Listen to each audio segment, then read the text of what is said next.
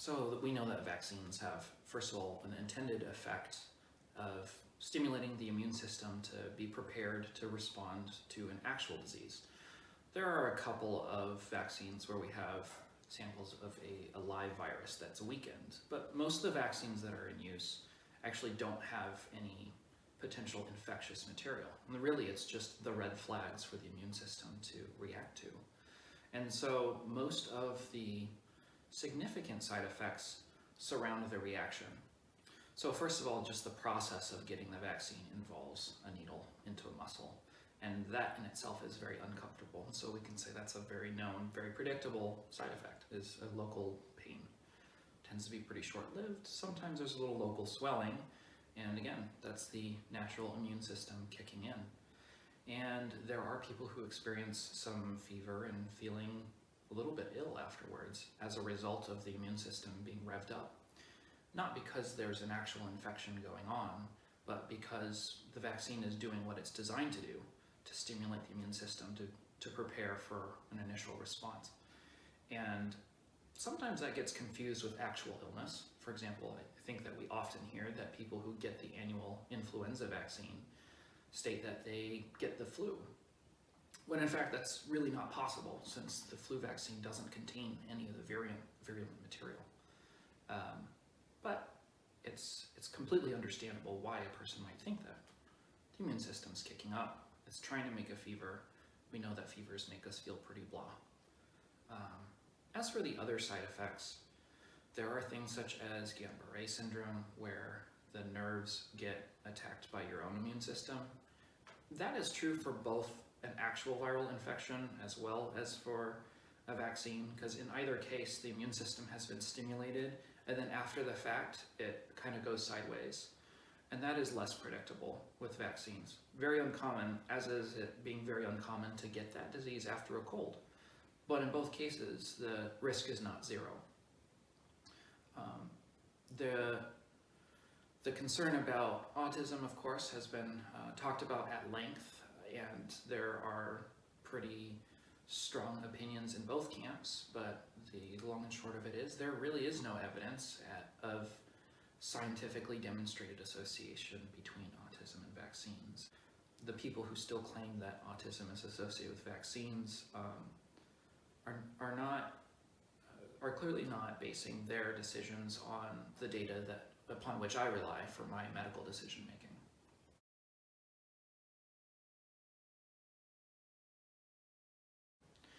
You know, first of all, yes, we can all try to treat diseases after they occur. It is much easier if they would just never happen in the first place. And hence the importance and the value of vaccinating. So we know that there are some diseases that we've had before that are not fatal. I had chickenpox as a child and I survived it. I didn't get the vaccine because we were still transitioning to the varicella vaccine at that point. And so I did fine.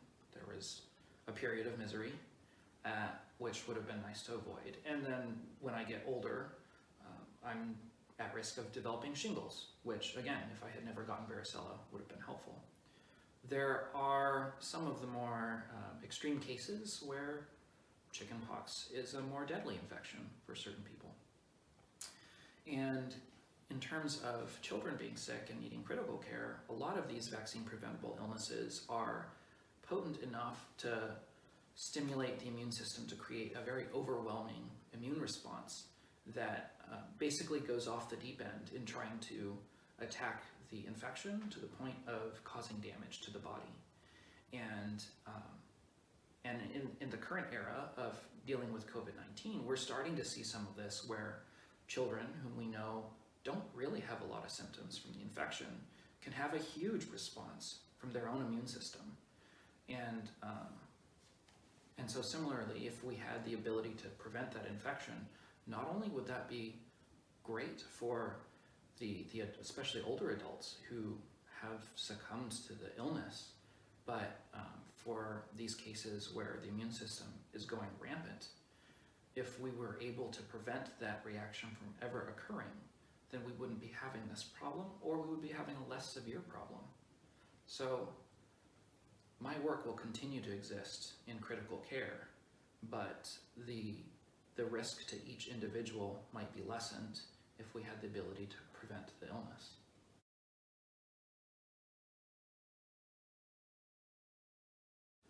We know that for some vaccines, such as tetanus, the immune system is thought to have a waning strength of immunity over time, which requires a booster shot. And there are many of our vaccines that also require multiple doses in childhood. So the measles, mumps, rubella, you get at 1 and 4 years old, similar with varicella, because just the first shot isn't enough to produce a strong response. And those are thought, at least in the current state of things, thought to be strong enough through adulthood that they don't get a booster. However, there are some individuals who have a waning strength of immunity over time and may need booster shots. And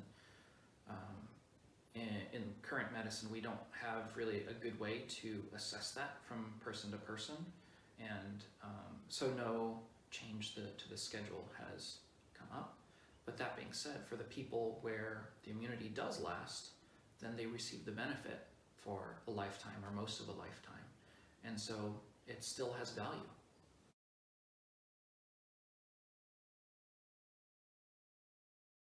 Yeah, so when I did pediatrics clinic, this was a common discussion where I would be speaking with families who were not completely against vaccinations, but felt that their kids shouldn't be receiving everything in the same window of time. Or if they had a cough, then that was the wrong time to do it. And oftentimes citing a sense of immaturity in the child's immune system, or maybe it'll be overwhelming or somehow confusing to it. There really isn't any evidence to go with that. And in fact, we know that kids crawl around and they expose themselves to all sorts of antigens all the time. And a toddler who puts something in her mouth is probably dealing with tens or hundreds of antigens at once, especially if playing outside. Whereas with a vaccine, we've controlled it down to 1 to 5 different antigens based on whichever one a person is getting. So in terms of overwhelming, the immune system is constantly being bombarded by things. The reason why there's so many shots, even of the same thing in early childhood, is because there is a training process. And so in that sense, there is some immaturity which is developing. However, in all things with regard to development, if the child isn't challenged, the child doesn't develop, right? We speak to our children, they learn language, they learn to run and play and walk by doing these things, and they fall less over time. And that's a very loose analogy, but similarly, the immune system has to be challenged in order to rise to a challenge. And so to avoid that really is just it's a delay on promoting the immune system. So is a delayed vaccine schedule harmful? Only in as much as the child is continued to have a risk of infection when not protected. And being that young children are very vulnerable, that is part of the rationale for why we try so aggressively to get the immune system to mature with these particular infections, so that the child has less vulnerability to those things specifically.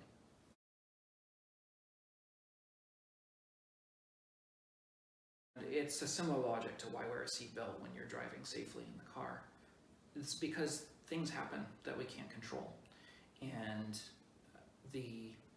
really only a couple of cases where I've actually been able to talk to parents who initially were against vaccinating children entirely and then changed their mind was because their children were hospitalized and they never want to have to go through that again.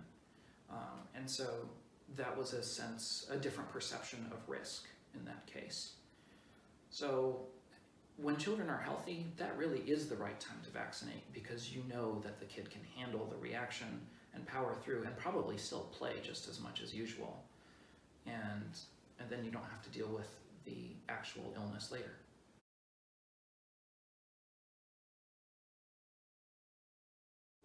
For children with comorbidities, especially for kids who have lung disease, so premature infants who have immature lungs, and then also full-term children who develop asthma, just as two examples, probably should be a higher priority to vaccinate for a lot of these illnesses, just because their baseline ability to cope with poor health is different from somebody who has no problems. And therefore the risk of severe illness and the risk of death is higher. And we've seen in our pediatric intensive care unit over the past several winter seasons that when there is an influenza outbreak, for example, the children with asthma get it the worst. And sometimes to the point of needing a machine to take over their lung function because the lungs are not working and they have to be on that for up to a week and get through it all. And of course, being that sick and being on that degree of invasive support carries its own risk. Not to say that vaccines are perfect, but if we could prevent or even lessen the severity of disease in these kids who have baseline comorbidities, it is better. And so the less than perfectly healthy child should be a higher priority to get vaccinated for their own sake.